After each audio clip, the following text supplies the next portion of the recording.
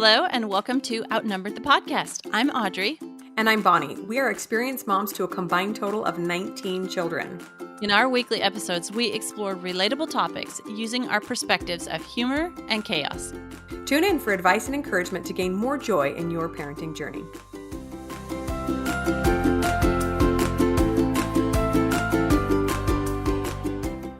Welcome back, friends. We are excited to be here at the start of a new year with a brand new series. So we love doing series because we get all these thoughts and ideas coming to us about specific topics, and we just cannot fit them all in a 30-minute segment. So we've got a new series for you today. We're going to be talking about what we wish we could tell a younger me. And this isn't focusing on regrets, like, oh, I wish that the younger me would have known XYZ, but rather some encouragement, some love towards our younger selves. And we hope that that will help those of you who are in maybe a slightly younger phase of life. Hey, before we get started on talking to our younger selves, we wanted to tell you guys that we're also trying something a little bit new for the new year that you may or may not know, that we have been uploading some of our podcast episodes onto YouTube. And so far, they've just had a static logo on them or a picture, just a static picture, because a lot of people apparently are listening to podcasts on YouTube. But this one is in video. So if you are on YouTube, you can see us in all our lovely spaces and backgrounds and ourselves. We decided just to go for it.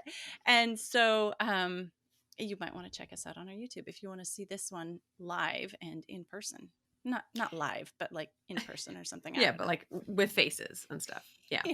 I actually really enjoy listening to some of my favorite bloggers, influencers, whoever, in video format, because I feel like it connects me a little bit more. You can kind of understand where people are coming from a little bit better for some reason. I don't know. There's something about faces, right? So we're over there. Go check us out.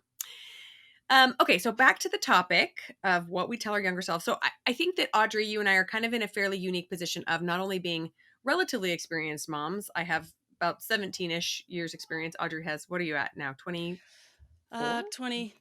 going on 23 years of experience. Yeah, being a mom. But we also still have younger kids at home, like little ones.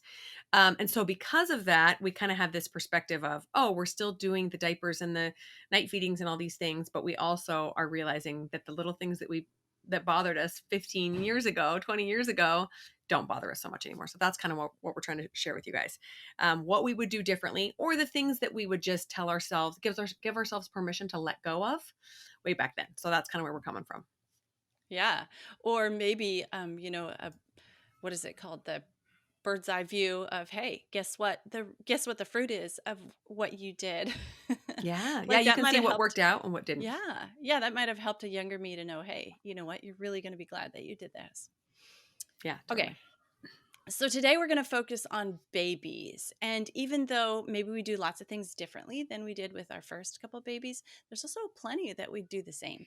So that is kind of fun to think about. But above all, we just want to remind you guys, it's important to remember that you are the best mom for your kids. We really do believe that each parent and each child were given to each other for a reason, and that's the best fit possible. Yes, absolutely. I was going to say that being confident in your own abilities and your intuition, which we've talked about in another episode, in addition to having humility to learn from others who have gone before you, will make you the best parent for any child of any age. But we're going to start by talking about those babies who can sometimes give us some issues. Okay, starting with sleep. Of course, what does everybody think about when they think about babies?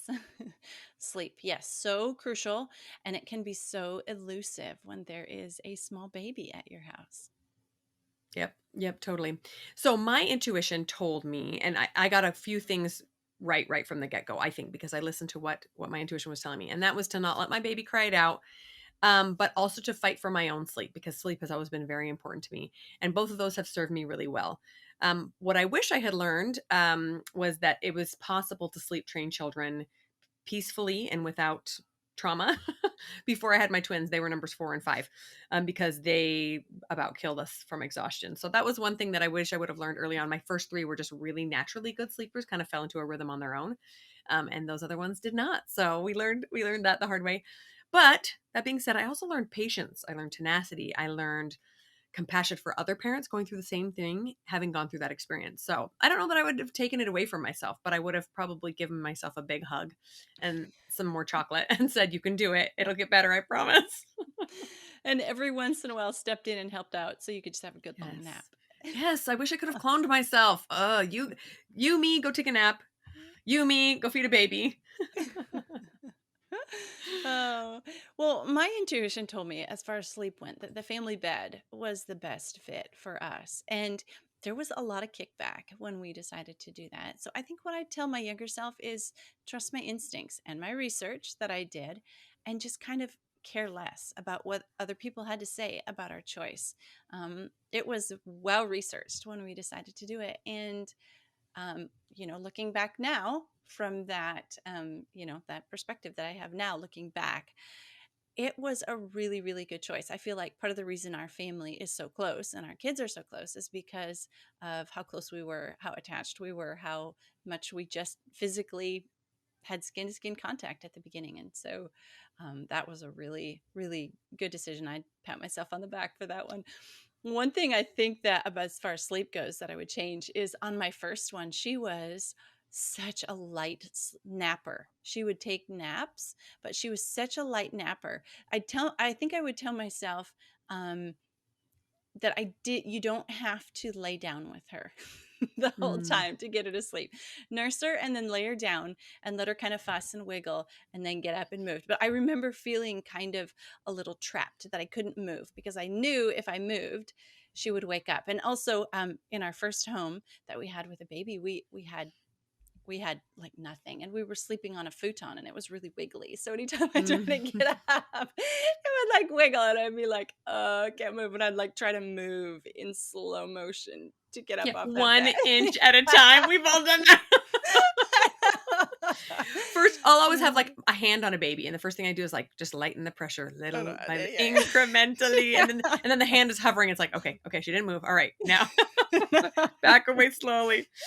Oh man, I think that Yeah. is about as good a plug as any to invest in a high quality mattress as soon as humanly possible. So if your baby falls asleep on it, you can move. Yes. Have you Yes. remember the mattress commercials where somebody would like have a full glass of wine on one side and somebody's jumping on the other side, and that was the marketing play, right? You could not spill your drink while someone was doing jumping jacks on it. Yes, yes, we were able to invest in a really good mattress before our second was born, and that made all the difference, Yeah. as far as those naps were concerned. Yeah. That reminds me of another little tidbit I wish I would have given my younger self, and that is beware of getting your baby to sleep in a position that you're not willing to stay in for a long period of time, right? If you don't want your baby to like nap their entire nap on your chest, you should probably put them down shortly after they fall asleep or right as they're falling asleep, right? Because then you get yourself trapped like that and you have to lay down with them forever. Ugh. I know, but now not having any babies of the size where they want to sleep on your chest anymore, I kind of relish those. I know. When those Baby naps on grandbabies your come, chest. they'll come and nap on your chest all day again. It'll be great. I'll take it. Yeah, yeah. Okay, so and I was also going to say when you said caring less about what people think, I think that might just be a overarching theme in this entire series of what I wish I'd tell my younger self. Stop caring what people think. Stop caring what people say. And there's nothing wrong with taking it under advisement, right? Like when my mom or someone I love and trust says, "Hey, you might consider XYZ because as a young mom, you don't know everything. And sometimes it really helps to listen to people's advice and then to go back and decide, is that something that feels true to me that's going to serve our family? And if not, then to keep doing things the way you feel is the right way to do it."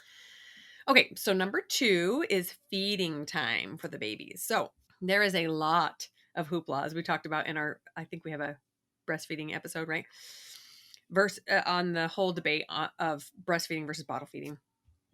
And I would just say that I think that for most moms, they choose what they were largely exposed to, right? Whatever's the least uncomfortable for them, the most familiar is generally what they choose.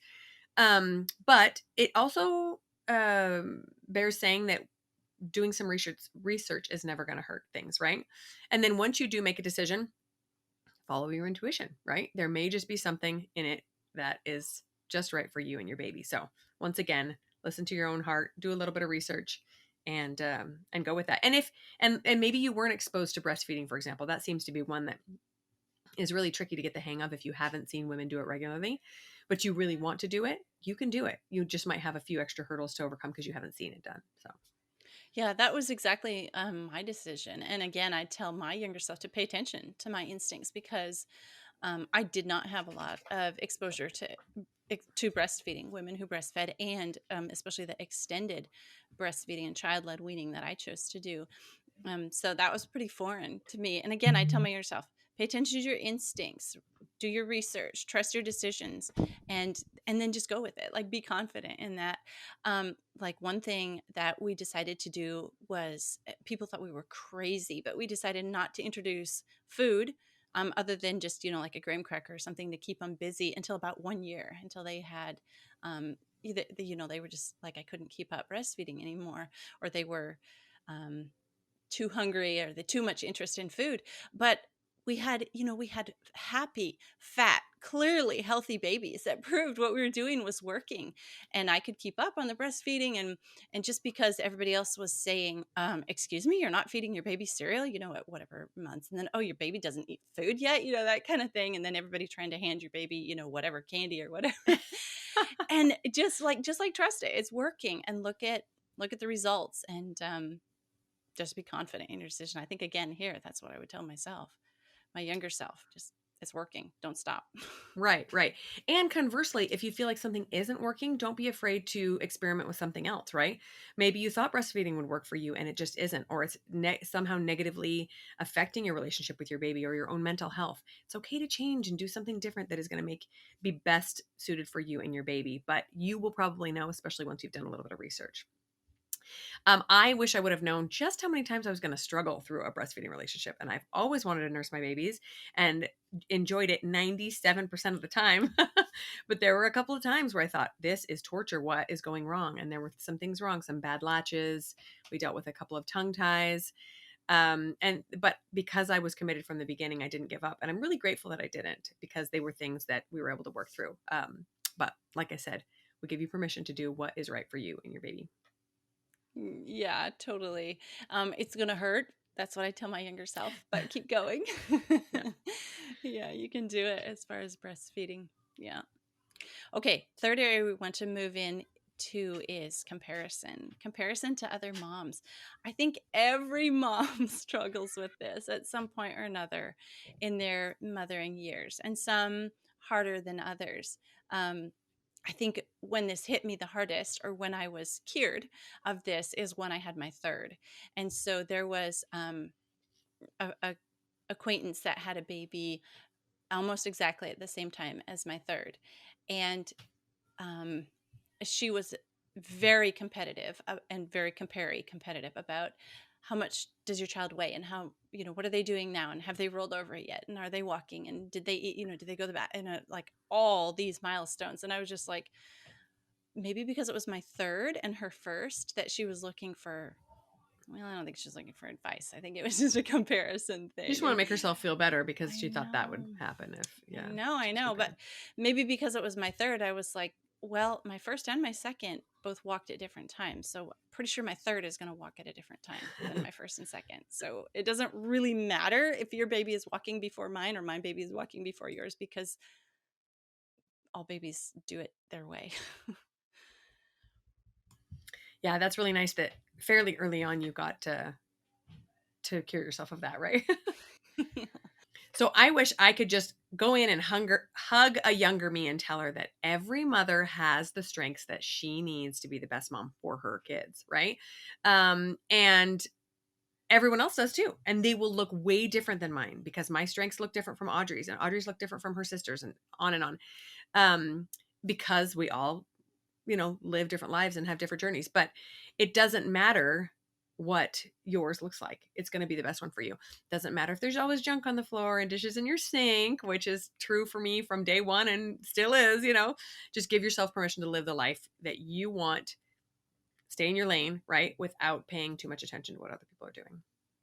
Yeah, I really like that part about what you said, that we're all given what we need to um, raise our own kids. I think about our interviews with Melissa Esplin and with Megan Gibson and their special needs children, and how both of them, when we were interviewing them in those episodes, I just had this really strong sense that they had something, they had a gift, maybe patience or something else that I didn't have because I wasn't raising the children they were raising. And it was such a beautiful thing to see and listen to in their episodes, like kind of this wisdom coming out of them that I didn't have because I wasn't raising a child like with the same needs that their child had. And that's really cool thing to think about, that you actually inside of you have the strength or the ability for that strength to be developed that you need for whatever you're going to experience with your kids. That's pretty cool. Yeah, and I also believe that the experiences that we have are developing us to prepare for future experience as well, right? Maybe they had experiences in their youth and teen years, young adult years that developed them, and same with me for my own kids, and that's just how life works, and it's miraculous. So stop looking at others and wishing you had their journey, because it's going to be totally different from yours. Yeah, yeah. So as far as the comparison goes, it's really not going to matter when your kid is rolling over. Really, it doesn't matter. When they stop sleeping with you, how fast they walk, any other milestone, it really doesn't matter in the grand scheme of things, especially looking back from our position now, 17, 24 years in, that I can't even remember when each of my kids rolled over. So why was it such a big deal then, right? So, tell my younger self, hey, just lighten up a little bit. That doesn't really matter. Yeah. It doesn't matter. Yeah. Yeah. Yeah. And the more, well, you have to realize too, when you're a young mom, that's your life, right? That's your whole world, is like, that's your topic of conversation with other moms. That's everything you're thinking about. And so it's so easy to get fixated on these things, these milestones that really have nothing to do with you. It's just how your baby is programmed, right? And they're totally programmed for a specific reason, because that's the way their body and brain works. And it's funny that you say you don't even remember. I was at an appointment for my baby, who is actually behind on all her milestones. So she's doing a little physical therapy to strengthen her. And they were asking what my other kids' milestones look like. I'm like, how should I know? They're all alive and still at home with me. That's all I Yeah. care about. I remember one child when Oh. she walked, because she was like 6 months later than everybody else. But like, I don't know, within 3 months of normal, I guess. Oh, I know, Totally. I know.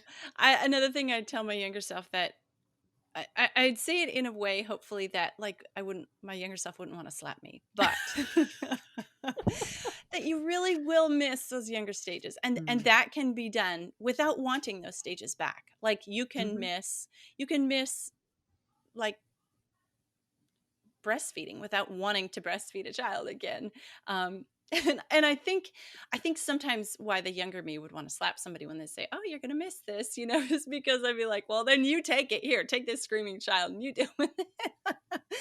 Oh, but just the kind of, I think maybe what I miss is that utter and complete dependence on you that a baby has, and like that was also a burden. Like I don't know that I would want Yes. that back, but just kind of maybe tell my younger self, enjoy the part of it where somebody needs you so much. Enjoy that part Mhm. of it. And also, yes, you have to ride through that part where somebody needs you so much. Yes.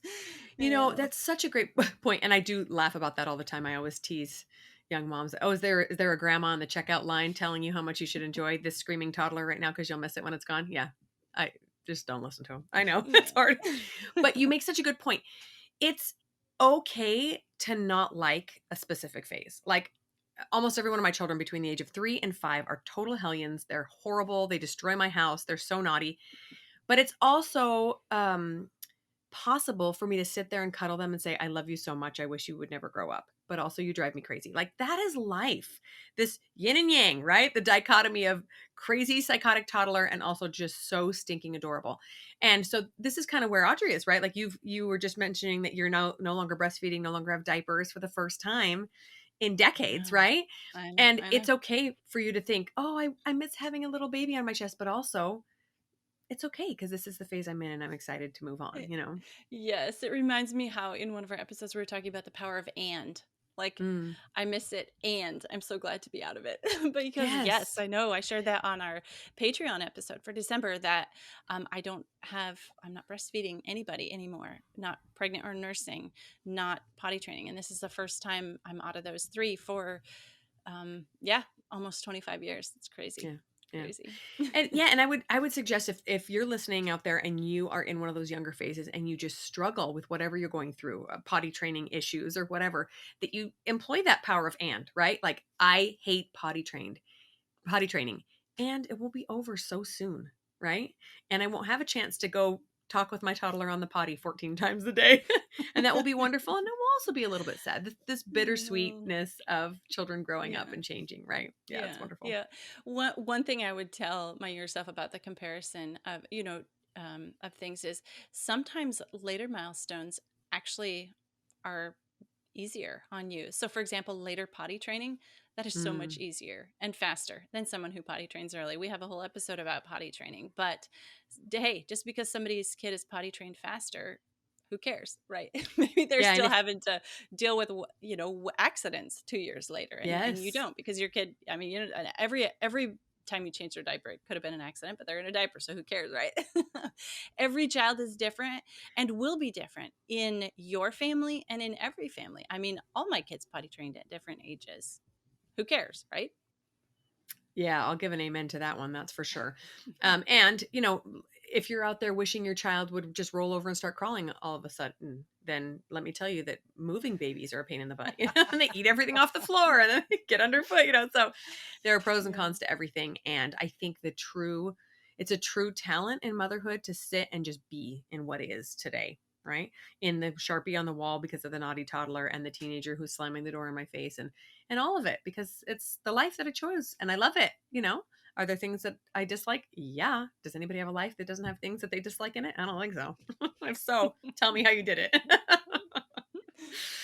Uh, Okay, so moving on to number 4 of the things that we would tell a younger self, and that is the importance of attachment. Okay.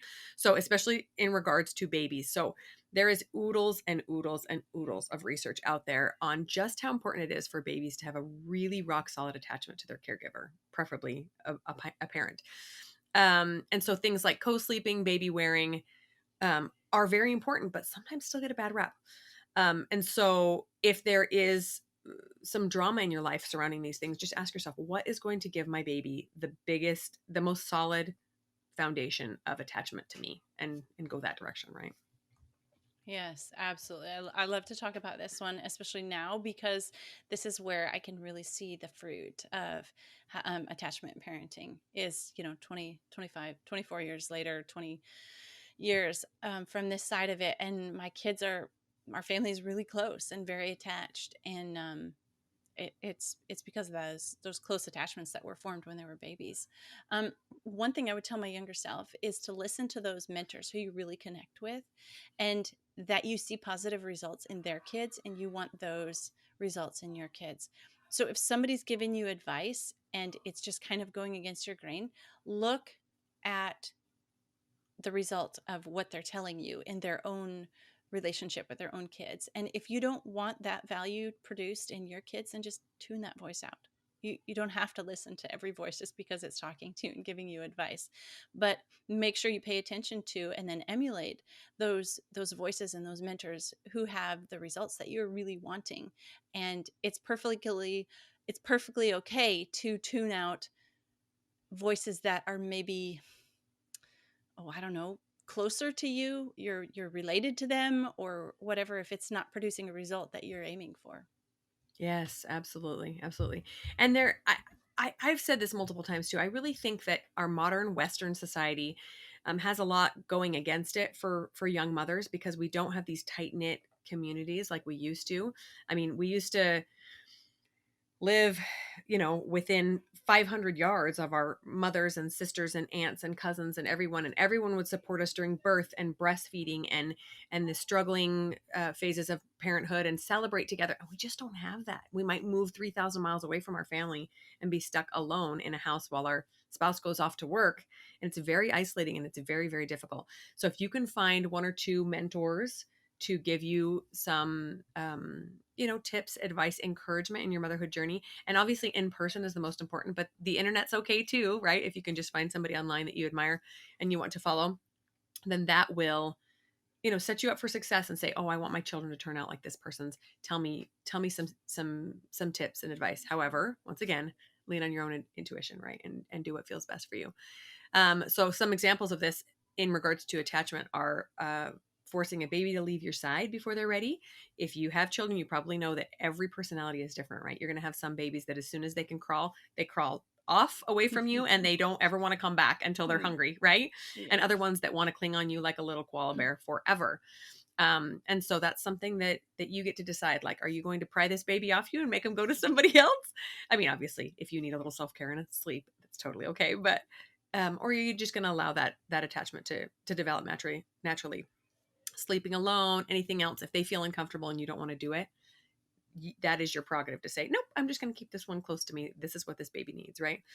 And the other thing is our bodies and minds are um, naturally designed to want independence as we grow up, right? Never has there, I don't know of a single child that's hit 18 and been like, I'm just going to keep sitting on my mom's lap forever, right? They grow up and they want to expand. Maybe not right at 18. It might take them a couple more years, but all of a sudden they want to go out and explore the world and develop their own lives. And that will come eventually. So that's definitely something I wish I would have told a younger me, because I was like, come on, leave the nest. Come on, do your thing, walk, and some of my kids were a little hesitant, and poor babies. I was just really excited for them to get on to the next phase. Should just let them take their time. Yeah, that's right. They'll get there. Don't worry. Okay, so the last area we want to talk about today is self-care. So you listen to our podcast, you know this is a huge, huge topic for us, one that we're very passionate about. We wish we could tell our younger selves just how essential it is to take care of yourself. If you're not in good condition to take care of yourself, how can you be in good condition to take care of your babies? Going back to that example I gave where I couldn't move because I was on the jiggly futon, and like I needed a little bit of time by myself. Oftentimes I'd have to go to the bathroom while I was laying there, or be hungry and need a snack, or the phone would ring or whatever, and it's like I couldn't move. That's like an extreme example of denying yourself. But just a little bit of self-care um, goes so far, especially in this area that we live in, where you were talking about, where we don't have this multi-generational um, interfamily help that we could so much use as mothers. Like yeah. And then so we do have our spouse, we do have our husband in most of our cases. If your husband doesn't get it, have him listen to our podcast. We'll tell We'll him. set them straight. Yep. uh, Yeah, this is like our clarion call of Outnumbered is take care of mom first, right? There will be many times, I can tell you right now, that you will have to fight for your sanity, for your mental health, for your physical health above that of your children, especially if you have a lot of them, especially if you have some kids that have some high needs. Even amidst well-meaning family and friends, there might be people that make comments about, oh, she's going off to a girls' night, is she? Oh, she didn't do bedtime tonight. It's like, mind your own business. I am an excellent mother and I am choosing to take care of me first. And that is the only thing that will set you up for success, so that you can be available for these kids that need you desperately, right? I know we've mentioned this before, but your physical health, emotional health, sanity, all of it is your responsibility. It's not your spouse's responsibility. It's not up to your kids to just magically say, you know what, mom could really use a day off. Why don't we all go play outside happily and she can take a nap? If that ever happens to you, I would like to adopt your children. So don't let anyone guilt you into discounting the essentialness of having time alone, and of doing something that fulfills you outside of motherhood. That might not come for a while, but it might come very early on. And you think, I have this beautiful baby, but I just need something else. And that's totally normal. Go ahead and find something that fills that cup for you. Right, exactly. And self-care doesn't always have to be done away from your baby. Self-care can be done with your baby strapped on your body if that's what they need. Go for a walk, or stick a podcast in your ear, or do some yoga with a toddler climbing all over you. It'll, the body weight on you will give you an extra workout or whatever. Just don't skip it because you can't get away from your child. I know there was many times because of living so far remotely from either of our family that I just self-care had to be done with a toddler in tow, or with a baby strapped on, because that's all I could get. And so self-care doesn't always have to be like we maybe let's not always think of self-care as being by ourselves, but taking care of ourselves can be done. I mean, hey, we're moms, we're super multi-talented, right? Right. So Right. we can do it. Maybe we can whatever. I'm not going to give too many more examples because you know what self-care looks like for you. And sometimes, granted, it is time away, but sometimes it's something you can do with your baby in tow. I'm glad you brought that up because there have definitely been phases in my life where self care or any sort of time away from my children was absolutely impossible. My husband was traveling, or someone was sick, or I had a really needy baby, or I had two needy babies. And so I got pretty creative, right? Yeah, we're all going to go outside and get some exercise. You guys are going to run laps right here up and down the driveway, and I'm going to do some sit ups on the grass, or we're all going to go to the park, and I'm going to sit and read a book while you all play because if I have to, separate kids in fights one more time, I'm going to lose it. So get creative, right? The nice thing about babies Oh, too, especially if you only have one or two, is that you can often be distanced mentally while still caring for their needs. You can be playing, with a little baby toy or feeding them or whatever while listening to an awesome book or talking to a friend on the phone or doing Marco Polo or something that fills your cup and makes you feel like an adult. yeah. Once you've read The Cat in the Hat 574 times, you can do it without thinking about it. Definitely. Can be done. Oh, I don't know. One more thing I wanted to say to my younger self, and I don't know how I would really prepare any differently, but get ready for noise. Like, I don't know how I would prepare myself to be able to handle the noise any better, but just like don't, it's supposed to be noisy. Maybe that's what I'd Yeah. say to my younger self. It's supposed to be noisy. It just Yeah. is. So So let it go. yeah, we totally brought this up, didn't we, on our episode about preparing to have a large family, if that was something Yeah. that you're looking to do. So go listen to that episode if you're interested in having a large family. But for Christmas, my husband and I bought each other AirPods, but they're the pros that do the noise canceling. And I was like, well, this is going to be fun. And I put them in and turn on the noise canceling. I'm like, I'm just going to live my life like this all the time because I'm pretty sure that it's not even healthy to tolerate the noise levels that I normally tolerate every day, right? They already yell loud enough that I can hear them through the noise canceling, but Mm, it just kind of right. tones everything down enough that I can think. Oh, it's pretty great. So yeah, it's Yeah. good luck with that. Yeah. Yeah. Usually Yeah. it gradually increases like one kid at a time, right? But Yes. yeah, Yes. it's Yes. crazy. Yeah. Yeah. And another thing I tell myself is that babies cry. Babies cry. And sometimes, usually there's a reason and you can figure it out, but sometimes babies just cry. Yeah. Yeah. Like we were talking about in our episode on, bedtime, getting ready for bedtime. Sometimes they just have to get the last of that energy out and they do it through crying and then they sleep good Hmm. through the night. So sometimes Yes. babies just cry and it's not like, don't take it personal or on yourself. You're not a bad mother because your baby is crying. You're a super mom because 95% of the time you figure it out. Yeah. But 5% of the time babies just cry. I think that this concept is a great preparation for understanding that awesome thought that your children's behavior is not on you, right? Like we influence, we guide, and then the kids go on and do whatever they're going to do, right? My example is when I had my twins, I treated them both almost identically. They got fed at the same time, they got changed at the same time, they got held about the same amount, and one screamed her head off for a year. She just cried all the time. And the other one was as happy as go lucky as humanly possible. They had the Oh. same gestation, the same birth, everything was the same. And yet one child chose to just be a screamer. And she was the one that I was trying to quiet outside my door before we started this podcast. That's just the kid's personality. And so, especially as teenagers, you're going to need to know that when they go off and do really stupid things that you've taught them not to do, that's their choice, right? And their personality. And babies are exactly the same way. Sometimes you just think, well, I'm doing all the things the book said and you're still crying. It's okay. You're still a good mom. And this is something that I think I figured out fairly early on, but I would just remind any moms of young babies that if you get to where you can't handle the crying, you need to walk away, right? And sometimes that's a heartbreaking thing to do, to put your baby down in a bassinet or someplace safe and walk out of the room where you can't hear it, because if you get worked up, you have the potential to hurt your baby. So that's a safety tip there. And you can come back happier and calmer and ready to take on the crying baby again.